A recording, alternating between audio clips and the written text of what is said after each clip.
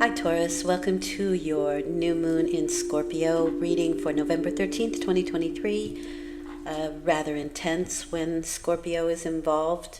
The planet Pluto is involved, and that is like phoenix energy, right? Rising from the ashes. But first you have to go through a particular kind of ending before you can rise from the ashes. So it's an intense new moon. And you have, for the direction of the reading, a number 6 consciousness deserving, bringing balance back to probably what you believe you deserve, to your belief system, right? And becoming more conscious and aware that you are deserving of something. Or maybe you get something that that you deserve, right? That can come from outside of yourself. It doesn't have to be you that that gives you your deserving thing, but maybe it just comes. So really nice. And your focus for the next 2 weeks is the Hanged Man. Reflection, sacrifice, perspective, and enlightenment, which is a really nice card. The Hangman for me is very much about things not being in your hands, or a sacrifice. You have to sacrifice something in order to get something else. But if you wait and you wait with faith, you usually get what you want. So you are deserving of something. And the Hangman says that, so it is the card of the Norse god Odin, who sacrificed an eye for knowledge. I don't suggest that, but it gives you an example. It is associated with the element of water. And there is, in the moments that you're waiting for things to come to fruition or to get your just desserts, you can be seeing things from another perspective, or get a new perspective on something, which is really nice. That's the gift that you receive for your patience and waiting and your faith in yourself. Okay, so let's get the reading started. I'm going to lay out all the cards first. You have the Ten of Pentacles in the position of where you are when the new moon arrives, or something new that you're getting started, but it is a new cycle. New moons bring in new cycles. And the King of Swords. The second column is you and how you deal with the situation. Queen of Wands, a little fiery energy there, in a good way. And the Three of Swords. And then you have the outcome of the situation. And that can be for the next 2 weeks, or it may be part of the completion, but it's probably most likely for the next 2 weeks, or within this 2-week time frame. It doesn't have to be at the end of the 2 weeks, but it can be for this time frame, the 2-week time frame, because the full moons are the ones that close out this cycle. So, okay, a lot of air energy here. So a lot of thinking, a lot of mental thinking. How else would you think? And action. Okay, let's get started. We have 2 tens here. That's interesting. That means that there's an end to a cycle while you're simultaneously beginning something else. In this case, there's a financial end. There can be some negotiations, or a lot of communication within a kind of community. So this can be the family unit. It can be your neighborhood. It can be your village, your town, your state, whatever is your tribe, with that Ten of Pentacles. And it's also your daily life. It's the people that you see on a daily basis, the people you run into, the barista, the woman behind the checkout counter, the people that you work with, that kind of energy. And it can also be daily living costs that you're dealing with, budgeting, that kind of thing. It can be inheritance as well, which may come from King of Swords. This is my Libra card. So they're probably somebody with sharp features, very logic-minded people, very rational.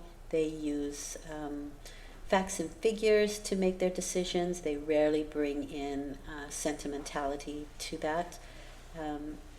Doesn't mean they're not sentimental or have a heart. It just means that they make their decisions through logic and reason. And it again is my Libra card. So you may be dealing with somebody that you see on a daily basis with that Ten of Pentacles. Could be somebody within the family or your work unit, that kind of thing. And there can be a lot of conversation. Again, maybe there can be some budgets. Let's have a look. Yeah, it could be some budgeting, or where we are investing our money with that Two of Pentacles. Family unit really comes in for me though here with this. I'm trying to maintain some either financial balance or some health balance with this energy.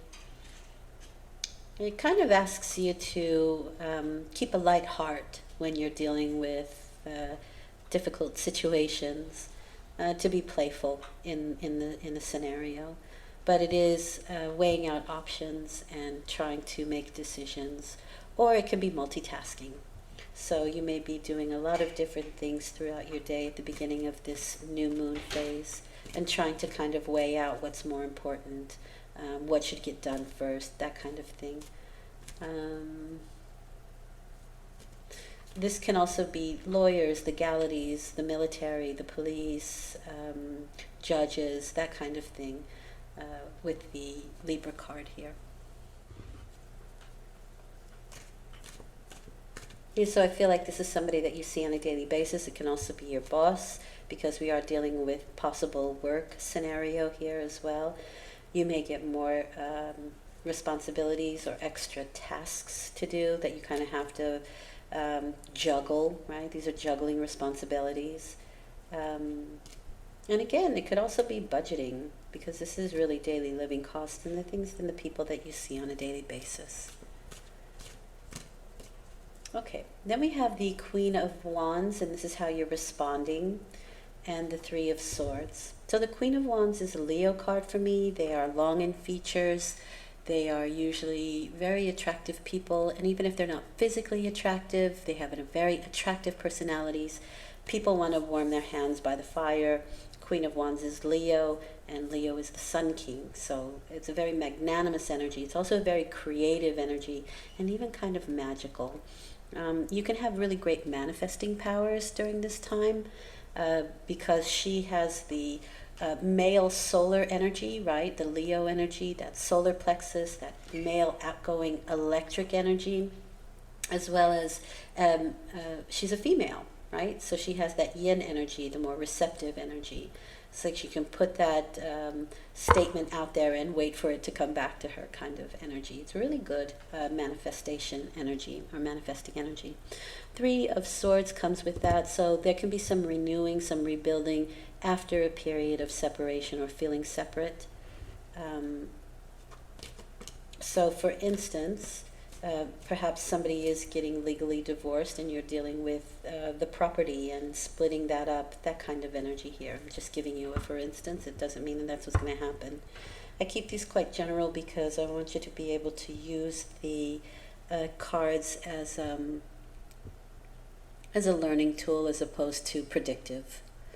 But I mean, some things can be happening and sometimes it's quite obvious. But the goal here is to understand the energies that you're dealing with and how to use them to your advantage. So that's my goal in any case. So the Three of Swords can be separation. It can be feeling alone. It can be bad weather, right? It can just be inclement weather. But it can be this feeling of being separate, being alone, or actually separating from somebody. It could be even heart problems, that kind of energy. I don't see that here, but it can be. We are dealing with something quite physical here. But the Three of Swords is the feeling of being separate and separation. But after that, because it's a number 3, 3 is a creative number, there's renewal and rebuilding and restructuring afterwards. And I think with the Queen of Wands, it can be very much on that level, because she is creativity, and 3 is a creative number.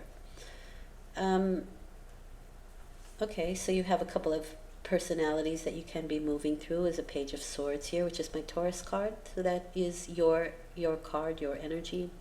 Page of Swords is somebody who really looks to find information out, to clear the clouds of their head. They're the detective card. And you could be, I mean, no stone is unturned when this card comes up. They will search far and wide for the information that they seek, if it's something that they really want, and if, you know, to answer any like internal questions that are going on. So I do see you quite busy with that in order to restructure and rebuild a situation that you're dealing with.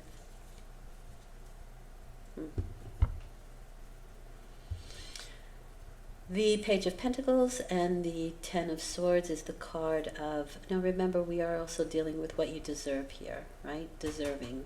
And the Hanged Man. And so there is something here, because this can also be, like I said, inheritance, or it can be monies coming from negotiations one way or another. And so what do you deserve here in this? We're trying to figure that out here, but I'm pretty sure you deserve a little more than 2 in a 10 situation, right? Or maybe you don't. I don't know. That's up to you. But getting your just desserts here. So the Page of Pentacles is my Capricorn card. You may be dealing with a Capricorn. And the Ten of Swords, which is the end of a very difficult mental situation, right? We're kind of done with things. It's over and done with, and something has gone as far as it can go. It can't go any further than that. And so there's just this feeling of, now I just want to find some peace of mind, right? There's a little, he's holding kind of like a peace sign there with his hand. I'm just looking for peace of mind here. Your perspective is really important, because is this the dawning of a new day, or is it dusk? Is it the finality, its end, it's over? Or is there something new to embark upon? Page of Pentacles is going to say, well, I have a new idea. There's something new here going on that I think I would rather look into. The Page of Pentacles is an empowerment card. It's Capricorn, so it's empowering themselves and it's empowering others. And so this card is indicative of somebody who has just learned something new and they want to apply it, right? They want to get started with it already. And so for me, this is very much about the card of, I have learned something new and now I'm going to put it into practice. And it can be something that really kind of reinvigorates you, or it can put something to rest, right? Like if you've had a problem, right? So you're dealing with, let's say, a separation. Somebody moves away, let's say. We'll say that. And you are without them. And the Ten of Swords is like, okay, well, they're gone. There's nothing I can do about it. But here's this other person that I can hang out with. It's that kind of energy. Or, you know, here's somebody else here's a new something that I can try out and begin again on a new foot with a new idea. It is definitely regeneration with these two cards together, which is really nice. And apparently you deserve it. And that can be because you're seeing things from a different perspective. The Star. Nice. Okay, so this is associated with Aquarius for me, the Star card. And for me, it has a lot to do with information.